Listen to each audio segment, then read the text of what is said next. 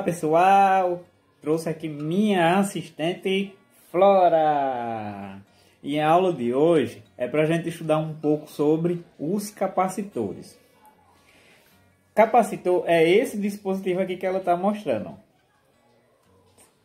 Sim. Aí, isso é um capacitor, ele é bem grandão, só que tem outros menores, tem outros maiores. E eu quero que vocês vejam aqui essa numeração. Segura aí, Florinha. Ele tem um monte de informações. São essas informações que a gente vai estar estudando a partir de agora. Tá? Dá tchau? Tchau. Então, pessoal, como o próprio nome já está sugerindo, capacitor vem de capacidade. Pegando aqui um exemplo de uma garrafa de 2 litros, se eu perguntar a você aqui qual é a capacidade de uma garrafa de 2 litros, 2 litros, né? Isso significa dizer que nela eu posso colocar um certo material para ficar armazenado, né? Vamos supor que seja água. Eu posso colocar 2 litros de água numa garrafa de 2 litros para que se armazene 2 litros de água. Do mesmo jeito é para os capacitores. O capacitor ele é um dispositivo que ele vai armazenar a carga, beleza? Então eu vou ter capacitor que vai ter certas características. Só que veja só essa imagem da estrutura de um capacitor para vocês verem como é que funciona. Então basicamente é uma estrutura muito simples. São 2 placas metálicas separadas por um material isolante que a gente chama de dielétrico. Aqui é a aproximação dessas 2 placas em cinza, separadas por um material isolante dielétrico em amarelo.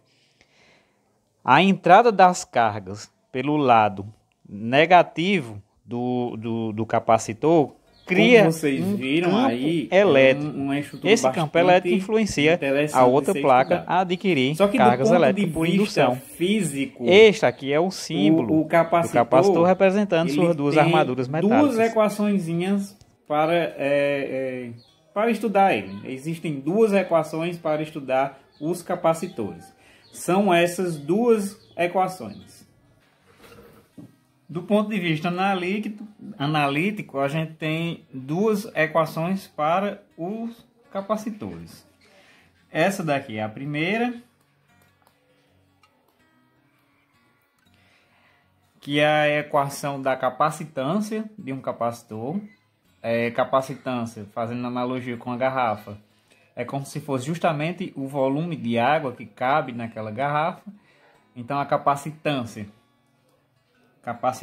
C é justamente o volume, entre aspas, volume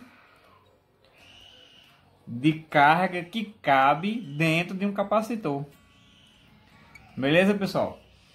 Esse Q, ele é a carga, ele é muito comum, carga em Coulomb. E esse U aqui para vocês é a DDP que eu já apresentei, DDP em volts.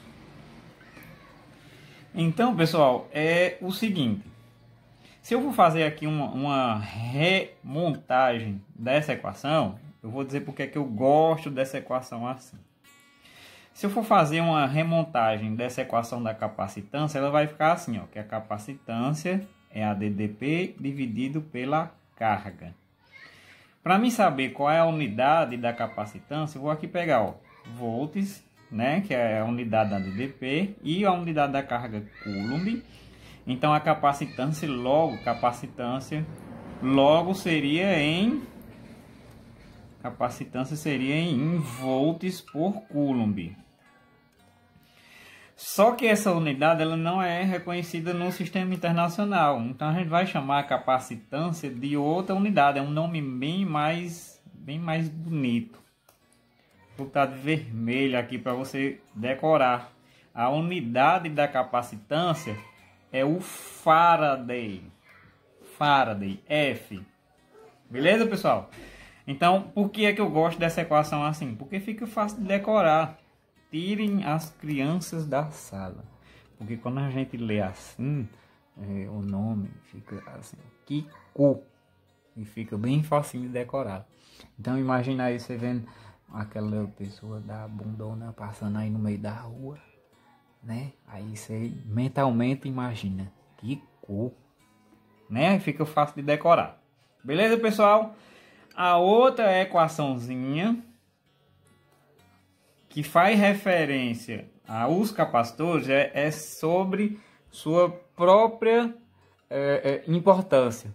Porque assim, se o capacitor ele tem a função de armazenar cargas elétricas, né? Se eu não disse no começo do vídeo, você anote. Qual é a função de um capacitor? Armazena cargas. Então, se esse capacitor armazena cargas, ele vai ter uma energia potencial, né? Energia potencial, pegando os termos emprestados da mecânica, é tudo aquilo que pode ser armazenado. E se um capacitor ele tem função de armazenar, ele vai ter sua energia potencial. A energia potencial de um capacitor é a capacitância vezes a ddP ao quadrado dividido por 2.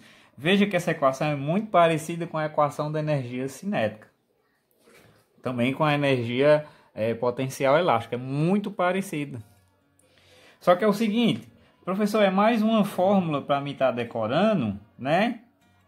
Mas antes, vamos lá. Pessoal, a unidade de todo tipo de energia é o Joule, cujo símbolo é um J. A capacitância do capacitor é em Faraday. Acabei de falar para vocês aqui na equação de cima. Ó, capacitância Faraday. E a ddP, o U, é em volts. Beleza, pessoal? Então, essas unidades aí tem que estar dentro do sistema para que dê certa resolução de um exemplo. Então, a energia potencial será em Joule, a capacitância é o Faraday e a ddP é o volts. Aí você olha para mim e diga, professor, é mais uma fórmula para decorar? É, só que veja só como fica simples decorar assim, ó.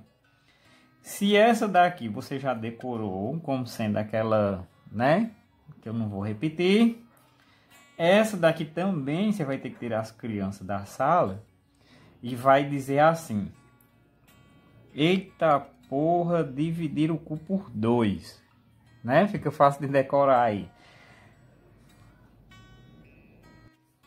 Então, pessoal, eu queria aqui mostrar a vocês como é que se dá a percepção do uso de capacitor em aparelhos do nosso dia a dia. Veja só aqui o exemplo de minha televisão.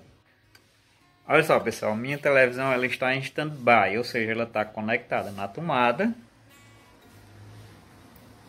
e está com a luz vermelha. Olha só o que é que acontece quando eu puxo a tomada. A luz ainda está vermelha e só vai se apagar agora.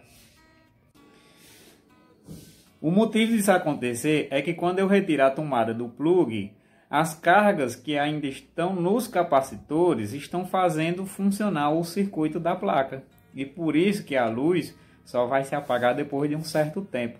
Isso é perceptível, por exemplo, quando você desliga a tomada do seu notebook, né? A luz que indica que está funcionando, ela só vai se apagar depois de um certo tempo. Então, pessoal, tudo anotado aí. É só esperar a resolução do exercício. Se quiser ir adiantando, você busca alguma atividade aí na internet, procure resolver e até a próxima aula.